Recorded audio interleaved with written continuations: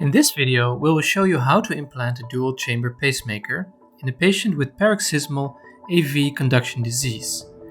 We use an axillary venous approach, as we have showed in a separate video. Before inserting the lead into the introducer, we carefully inspect the Vega R58 lead by microport to make sure that the helix is well retracted within the housing. After removing the guide wire and the dilator, the lead may now be inserted into the venous system. Making sure there is no resistance, the lead can now be advanced into the right atrium. The stylet should be slightly withdrawn to make the distal end of the lead less rigid, reducing the risk of perforation.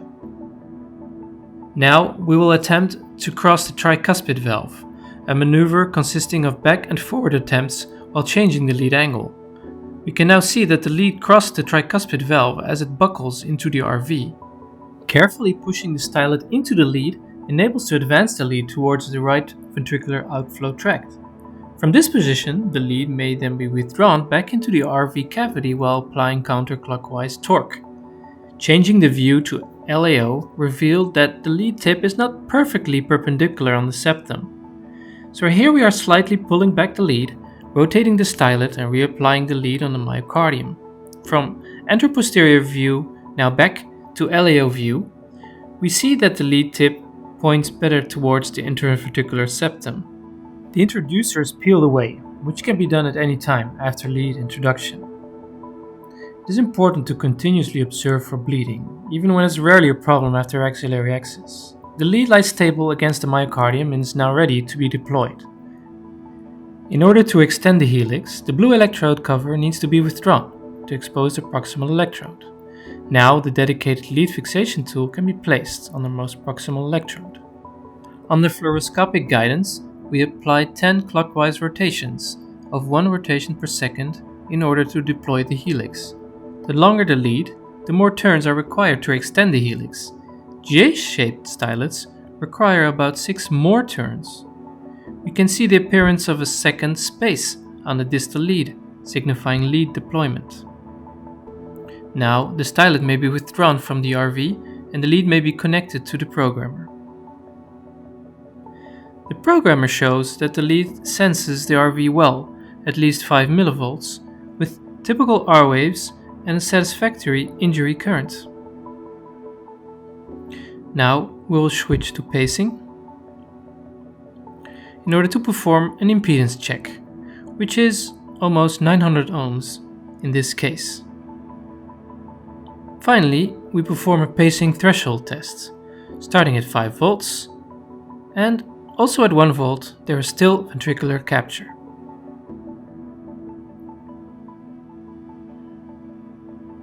Capture is lost at 0.3 volts. We can now proceed to the atrial lead. We place a new introducer over the second guide wire, which was already in place.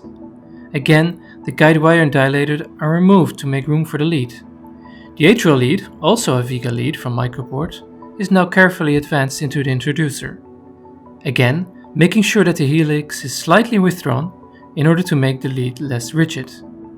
We now exchange the straight stylet for a J-shaped stylet in order to be able to lift the lead into the right atrial appendage. Note how the lead is first advanced and then retracted in order to engage the right atrial appendage. When the lead is correctly positioned, the dedicated lead fixation tool can be applied and rotated around the lead in a clockwise fashion at a rate of 1 rotation per second. And again, the second space becomes visible on fluoroscopy, indicating helix deployment. After adequate fixation, the torque is released and the tool is removed. The lead is slightly advanced and the J-shaped stylet is removed. This is a first lead fixation test. A straight stylet is partially advanced into the lead to facilitate proximate lead fixation. The atrial lead is now connected to the programmer. We see adequate sensing of atrial activity with atrial deflections of at least 1 mV. lead impedance is around 570 ohms, and the lead captures the atrium at 5 volts. Now, onto threshold testing. The EGM and ECG confirmed capture at 2 volts. Also, at 1 volt, there is atrial capture, which is a very good sign. The threshold seems to be lower than 1 volt. Don't forget to adapt the gain. Capture at 0.8, loss of capture at 0.7. The threshold is 0.8. Again, but slower, 0.9 works, 0.8 works, loss of capture at 0.7 volts, threshold 0.8. Fixation of the proximal ends of the leads is an extremely important step of device implantation. First, we need to apply a hemostatic suture to prevent bleeding from the venous system and hematoma formation. The muscle is sutured around the leads without too much force, not to induce muscle necrosis.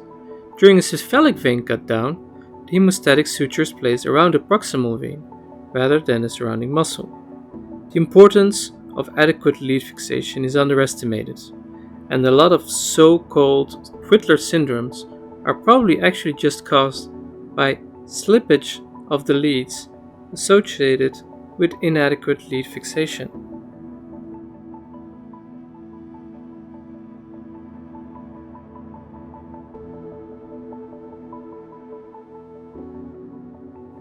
In this case, we will use the hemostatic suture as an anchor point on which to fix the RV lead.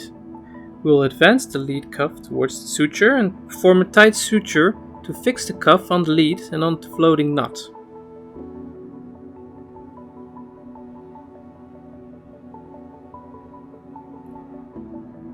The cuffs are equipped with circular indentation in order to stabilize the sutures.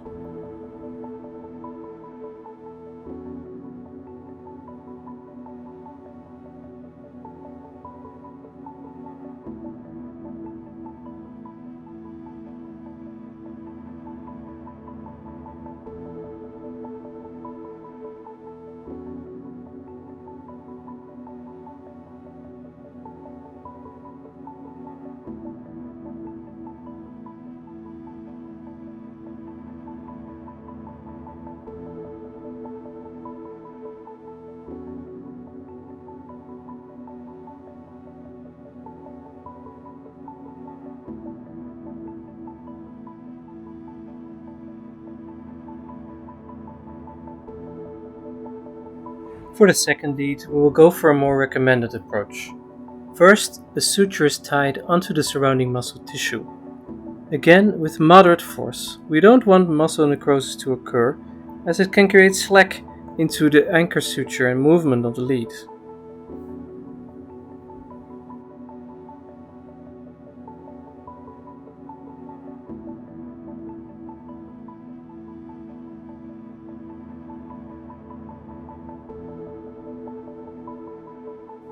When the anchor point is made on the muscle, the lead cuff can be advanced and fixed.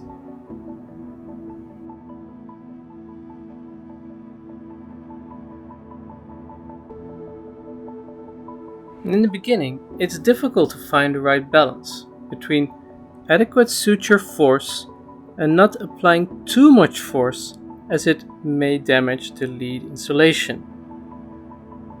And at the end, it's important to verify that the lead is indeed immobile. The next step is to create the pocket for the generator. Operators often choose to create the pocket at the beginning of the procedure, as it enables improved surveillance of pocket bleeding. On the other hand, a pocket exposed along the procedure may increase risk of infection. Creation of the pocket may be performed using electrocautery, like in this case, or manually. It is not recommended to use scissors, as it is associated with increased risk of bleeding and hematoma formation after the procedure. Manual dissection is often very efficient in enlarging and sizing the pocket. Before connecting a lead, it is important to apply the screwdriver. as it allows for entrapped air to escape. Visual confirmation of full insertion of the pacemaker lead with exposure of the proximal electrode is essential. Manual traction on the lead may reveal connection issues. Now we will connect the atrial lead. Again, first apply the screwdriver and check that the pin is all the way through the connector before rotating the screwdriver tool. Again, manual traction, as the lead may appear to be fixed but is actually loose in the connector. The pacemaker and lead access can now be inserted into the pocket.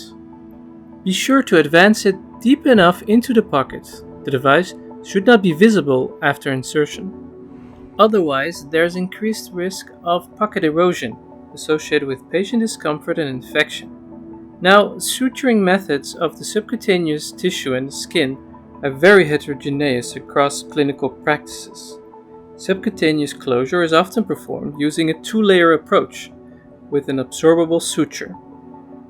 It's important to close the pocket in such a way that the device does not protrude towards the shoulder, and taking care that there is no or very limited movement possible for the generator in the leads. Now, the skin can be closed using many techniques. Here we use an intradermic approach with a single filament absorbable suture. It may not be the fastest method, but it requires limited, if any, follow-up care, and is associated with satisfying long-term aesthetic results.